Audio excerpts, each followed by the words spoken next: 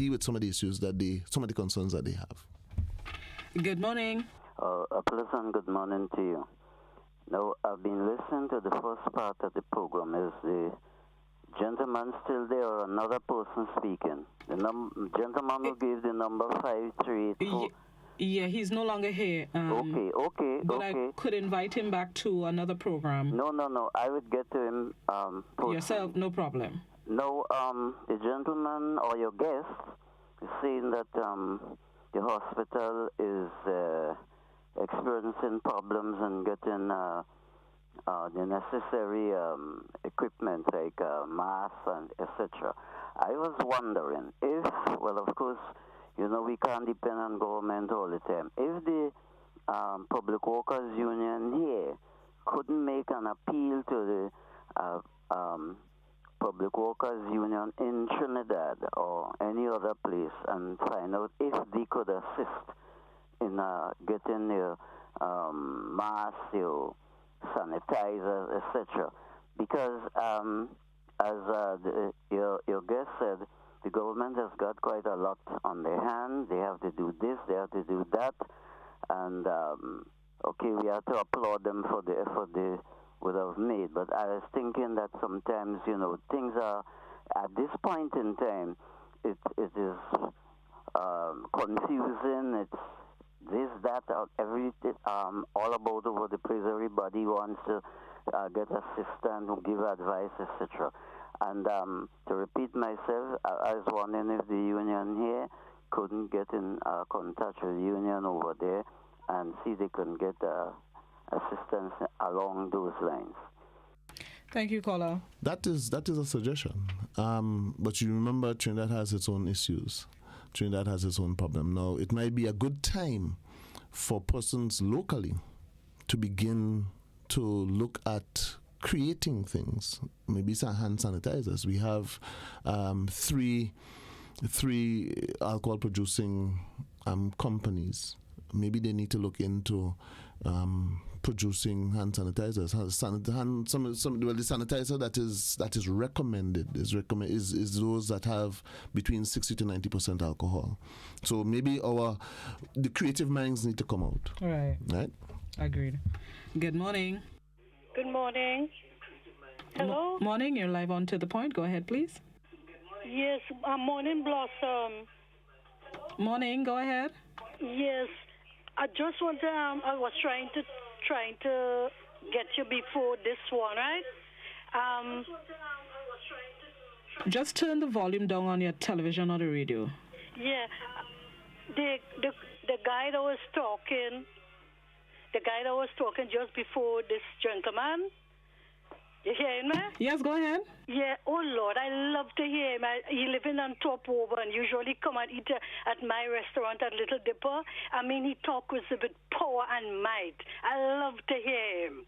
I could hear him for the whole day. The guy that just talked before this one. Right, thank you. I love to hear him. Thank you very much. Thank you. Mr. Perry, you also deal with men. Yeah. I do volunteer work with legal aid and counseling, looking at the perpetrators of domestic violence, which more often is men. Right. And the issue of men is a really, really serious one. It's a really, really serious one. I know sometimes when we deal with some of these issues, men would basically say, "But nobody taught me that when I was growing up." Nobody taught me how to resolve conflict. Nobody taught me about introspection, really examining myself and looking at, how I should function. Nobody taught me how to deal with a woman, how to cherish. I only learned from what maybe my father or my grandfather or the guys on the blocks taught me. You understand? So there's a question on the Facebook that says, my big concern is the airport staff in contact with incoming passengers prior to anyone else. Is protective gear provided for them? I have not been on the airport, but I have been assured that gloves and masks were provided for them. So maybe persons who are down there, if that is not so, maybe they need to indicate. Right. In relation to workers' concerns. Have you heard from workers themselves about what their concerns are? Besides the need to allay fares and so on, have you heard from them what are their concerns? Yes, some of the workers have expressed concerns. They have expressed how do I function within the ministries that I'm in? What can the ministry do? What is the ministry doing to assist us? Would they provide hand sanitizers? Are they providing things so that we could work comfortably? What happens if I stay away from work, or if I well, of course, what happens if I stay away from work for an extended period? Basically what it says that you have 2 days without, where you can stay away without having to provide a sick leave. What happens if I fall sick? So these are questions, and this is out of the ordinary. Okay, while there are policies and laws in place to govern that. Okay, for example, somebody can get an extended sick leave for up to 2 months with pay, without that going to a medical board. But what happens if it is more than that? Right? All of these things are being discussed now with government. This is not this situation is not ordinary. Trinidad has made some changes to how they look at it, and of course other Caribbean countries, including Grenada, can learn from the experience that other countries would have dealing with the same issue. Okay. So we are looking at it, and certainly we are working with government to ensure that we get the best for our workers. Agreed. Daisy says good morning. Morning, Daisy. Good morning, Daisy. 435-2041 is the number to call. Good morning. Good morning, sister. Good morning, brother Pierre. How are you? I am blessed. Yeah, what I wanted to look at, brother, I have been a victim of what I'm going to tell you about, and I would like, as the Public Workers Union representative, to please have an investigation into the air people breathe in the complex. Hi, darling. So many of us are ending up in hospital. So many of us are ending up with cancer. Please do something about that. Too many people who just retire from work. Just recently I've been hearing about 3 new persons who just retired from work, who died, who were very sick with cancer. When you reach in working money, a lot of soot on your table. Sometimes it's too cold, sometimes it's too hot. Please do something about that thing. Because a lot of us are going to die and not enjoy our thing. And we need our good health. We're serving government not doing the best they can to ensure that we get free health service. So we have to spend a lot after we retire without pension and gratuity.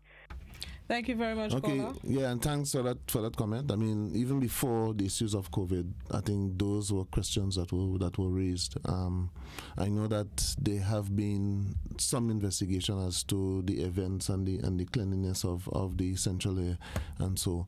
But it is something that we must look into. As it relates to public spaces, specifically public offices, the ministerial complex, Ministry of Finance and Ministry of Education and so on, what measures have been taken to ensure that we sanitize and protect and so on? I work at the Ministry of Education, and I know that they have taken this thing very, very seriously. In fact, the Ministry of Education has gone ahead of, I think, more some of the other ministries in ensuring that material is given to their workers to clean and to sanitize their work spaces and work area. Okay, so, and I know even as we speak that they are still trying to source more material so that, and of course they would have distributed a lot of some of these things to the schools, some of these resources to our schools, and so even before they were closed. I get a report that they're closing down Seaport. I don't know if it's romance or what, but anyway, I'll like to hear you. Care has been taken as to how they screen persons coming in from the port, but I have not gotten any word on that in that regard. Neither have I. Yeah. The last I heard was that they have stopped cruise ship passengers from entering the country on our ports, but cargo ships can still come in with goods for sale and so on and so forth. So I don't think to the extreme of blocking the seaport completely. That's the last I heard. Let's take this final phone call. Good morning. Hello, good morning. My big concern is about the hotel industry. I want to know what they have in place, especially for them frontline workers. Thank you. Well, the public workers don't really represent workers at the hotels and so on. I think TAO and some of the other unions do represent workers. But what we can implore, what we can advise is really and truly that for hotel workers and so that care must be taken, especially for cleaners or receptionists and so persons who are on the front line, persons who interface with clients and guests, that care must be taken to ensure that they protect themselves and they protect their guests as well, to ensure that the rooms are cleaned and so. I know that TAO and so they would really reach out to the hotel workers and work together with them to ensure the best for their workers and for the hotel industry. I mean, and they're taking a big hit. You have a lot of flight cancellations, and with flight cancellations come room cancellations. So we don't want hotels to just be sending workers home without pay, and so these are just some of the concerns that, of course, we have to bear in mind. So assistance must be given to them, advice must be given to them, support must be given to them for all and sundry. According to a comment left by Daisy Daisy is the public relations officer of the PWU. She says the union has been in touch with workers in various ministries and departments, and last Thursday held a meeting with a wide cross-section of workers at the hospital, including the various departments, for education, healthcare workers as well. And she's encouraging everyone to take advantage of the education sessions being provided. So this is an initiative of the PWU to ensure that with the tripartite government, union, and worker. So where is the next session? That is what I don't know. I wasn't at the last session. I was not at the last session. But so I don't know when they will have another session. Most likely Daisy or somebody else might be able to give you that information. But I was not the first session that they had. I was not present at that one. But it's something that would. Yes, of course. I believe that the issue of public education is priority, and I know that it's something that will continue to happen even as we engage to come up with the best solutions and best strategies to deal with this. Okay, I believe. Okay, never mind. Sorry, I was just reading a message on the WhatsApp to see if I can pose a question to Mr. Pear. Right. There's someone asking about self-quarantining, if the transportation will be provided from home or place of quarantine, and who would be providing the transportation. Are you aware, Mr. Pear? No, I can't answer that. So, I mean, I think what the person is asking, if you're self-quarantine and, for example, and if you come in, how do you get to where you're going? I'm not too sure. I'm not too sure about that. Though, you see, there are so many bits and pieces that just has to fall into place now, and it is not written yet. So we are learning as we go along. So. There's a lot of anxiety, and when you could hear the anxiety from that question. How are we going to ensure that we protect persons? Right. Even if you have to transport somebody into quarantine or out of quarantine into a hospital or isolation where they have to get care. Those are questions we have to place on the table, and I know that they are looking at it. Okay, we have not gotten some of these answers as yet. What I can say is I'm not sure myself, but there are officials placed at our various ports of entry, including the Morris Bishop International Airport, and they will be able to better provide guidance as to the protocol and so on. According to which country you're coming from or where you've been for the last 14 days, they have quarantine protocols in place for if they have to take you to one of the designated ones. When it comes to self-quarantine at home or wherever you're doing it, I'm sure they have their protocol and the process that it would take to get you from the airport to wherever that place is. I'm just not sure what that is. Right. And on that note, we just have about 30 seconds. Any final words, Mr. Pear? Yes. We really need to protect ourselves, protect our families, sanitize, keep yourself clean, check your personal hygiene. For persons the aged, because for our yesterday's children, we need to protect them.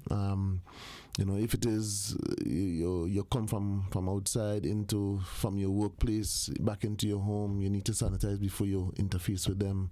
I know Granny would like to hug up she children and all of that, but care must be taken to protect them. And we really making the appeal for our churches to seek God on this for the protection of our country. Agreed. There's another question on the WhatsApp as well. British Airways, the person is saying British Airways landed yesterday. 25 people were on the flight. 5 people were landed and the other 20 had to remain on the plane. I have not heard that, but it is possible considering the new flight restrictions the government implemented as of midnight last night. So it's possible that the 5 people, if it was indeed 5, were Grenadians and they would be quarantined. Once you're not a Grenadian national, they're advising, according to where you're coming from, you'll not be allowed to land. If it's coming from British Airways, which is the United Kingdom, the UK is on the flight restriction list, considering the outbreak of the virus over there. That's the short of the story, and that will we end the program. Just one more thing I want to add, that we need to listen and pay attention to what the messages coming out from the Ministry of Health. They are the authority really on this at this particular point. We have to support them. Yes, we may have to give them some blows even after when this thing is passed and so. But right now, let's not do beating up on them, but to give them the support, to listen to what they have to say, and don't be too scared. Don't get into all panic, but take the advice that the officials are giving us, so we could really, do what we can to protect our country. Agreed. Have a blessed one. Thank you. Keep it locked to Classic and the GBN. Brenda is up next with Mid-Morning Buzz. I'll be back with you, God willing. Until then, have a COVID-free Thursday.